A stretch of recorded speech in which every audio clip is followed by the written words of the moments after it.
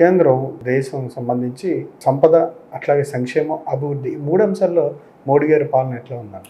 మీరు సంక్షేమ పథకాలు మీరు గమనించినట్టయితే పిఎం ఆవాస్ యోజన దగ్గర తీసుకుని హెల్త్ కార్డ్సే కానీ లేకపోతే ఇళ్ళు స్వచ్ఛ భారత్లో ఏ విధంగా అయితే దేశం అంతా ఒక డ్రైవ్ తీసుకొచ్చారో అది టాయిలెట్స్ రూపంలోనే కానీ లేకపోతే క్లీన్లీనెస్ రూపంలోనే కానీ అట్లానే మీరు పిఎం కిసాన్ కార్డ్స్ ఏదైతే ఉన్నాయో ఈ విధంగా మీరు పథకాలు చూసినట్టయితే ఆల్మోస్ట్ 160 పథకాలు ఇవాళ ఆయన అమలుపరచడం జరుగుతుంది. దాని లబ్ధిదారులు కూడా కొన్ని కోట్ల మంది, ప్రతి దానికి కూడా కొన్ని కోట్ల మంది.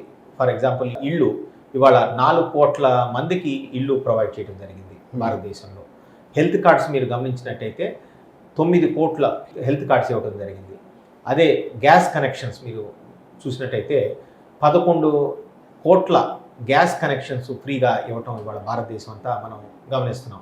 ఈ విధంగా చూస్తే మీరు ఇటువంటి పథకాలు ఏనాడు కూడా భారతదేశంలో ఇంత పెద్ద ఎత్తున ఇవ్వటం మనం ఏనాడు చూడలేదు. ఈ 10 ఏళ్లలో జరిగిన అభివృద్ధి మనం గత 70 ఏళ్ళకి పోల్చుకుంటే ఎక్కడా కూడా కంపారిజన్ లేదు.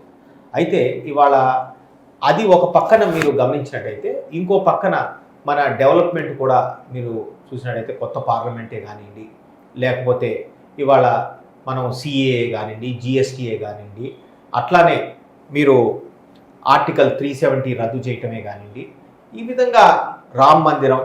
ఎందుకంటే రామ్ మందిరం ఖచ్చితంగా మేము అందరికీ అక్షంతుల పంపిణీ రూపంలో కానీ లేకపోతే వాళ్ళని ఆ రోజు వేవ్ అనేది తీసుకుని దీపాలు ఇంట్లో వెలిగించుకుని మనం రాముడు అక్కడ ఏదైతే ప్రాణ ప్రతిష్ఠను కూడా మీరు అందరూ టీవీలో చూడాలని చెప్పి మేము ఏదైతే అందరి దగ్గరికి వెళ్ళి ఇళ్ళకి అక్షంతులు పంపిణీ చేసి అడుగుతుంటే అసలు మాకు ఆరతులు ఇచ్చి ఎంతోమంది వృద్ధురాళ్ళు కూడా దగ్గరకు వచ్చి మా కాళ్ళు పట్టుకుంటానికి కూడా చూసి ఎంతో సంతోషంగా వాళ్ళే ఆనంద బాష్పాలు కారుస్తూ ఉంటే అందరూ మనసులు కదిలించే విధంగా ఇవాళ భారతదేశంలో నరేంద్ర మోడీ గారు చేసిన గొప్ప ఒక విజయాలు మనకి కళ్ళకు కట్టినట్టు కనిపిస్తూ ఉన్నాయి.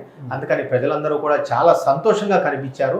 ఇవాళ నరేంద్ర మోడీ గారికి ఓటు వేయాలనేది వారికి చాలా క్లారిటీలో ఉన్నారు. అందుకని ఈ డెవలప్మెంట్ ఒక విధంగా ఉంటే భారతదేశంలో ఆయన ఏ విధంగా ఒక టాల్ లీడర్ ఒట్టి దేశంలోనే కాకుండా భూగోళంలో కూడా ఇవాళ మీరు మోస్ట్ పవర్ఫుల్ లీడర్గా నరేంద్ర మోడీ గారు ఎదగటం మనందరం గమనిస్తాం. ఏమాత్రం అతిశయోక్తి లేదు. దేశ భూభాగ సంరక్షణలో భాగంగా బీజేపీ ఎట్లా వ్యవహరించింది? కాంగ్రెస్తో పోలిస్తే మీరు ఎట్లా పోల్చుకుంటారు? మీ పరిరక్షణ కావచ్చు, రక్షణ, దేశ పౌరుని రక్షణకు సంబంధించి, అలాగే సిఏఏ ద్వారా మహమ్మదీయులకి ముస్లిమ్స్కి అని వ్యతిరేకమే ఈ బిల్లు.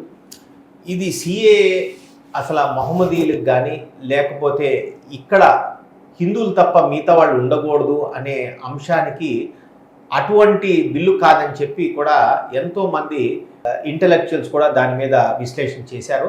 అది మన భారతీయ సిటిజన్షిప్ ఏదైతే ఉందో భారతీయుల్ని వాళ్ళని సంరక్షిస్తానికే కానీ ఇక్కడ భారతీయులు ఎవరు వచ్చిన వాళ్ళకి ఆల్రెడీ వాళ్ళు ఇక్కడ భారతీయత సిటిజన్షిప్ కోసం వచ్చారా, లేకపోతే ఒట్టి తలదాచుకుంటానికే వచ్చారా, లేకపోతే మన ఎనిమీసో కూడా మనకు తెలియాలి. మన ఇళ్లలోనే ఎవడో బయటవాడు జోరబడితే మనమే వాడిని బయటకు కొడతాం.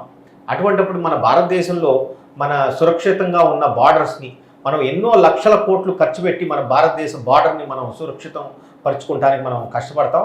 అట్లానే మీరు చూసినట్టయితే మిలిటరీ కోసం అని మనం ఎన్ని లక్షల కోట్లు ఖర్చు పెడతామో ప్రతి ఏడాది బడ్జెట్లో మీరు చూస్తూ ఉన్నారు.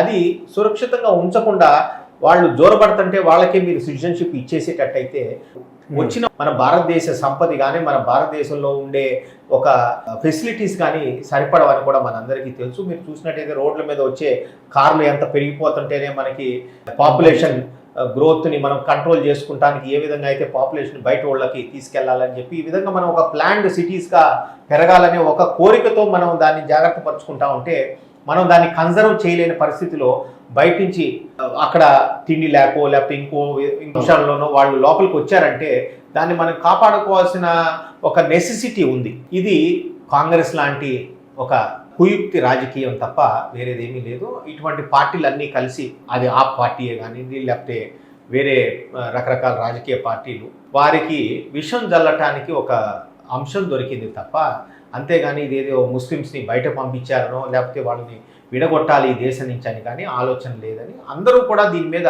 విశ్లేషకులు మాట్లాడారు. అండ్ దాన్ని అర్థం చేసుకుంటాం కూడా చాలా ఈజీ, అందుకని అర్థం చేసుకోకుండా మాట్లాడే మాటలేదు.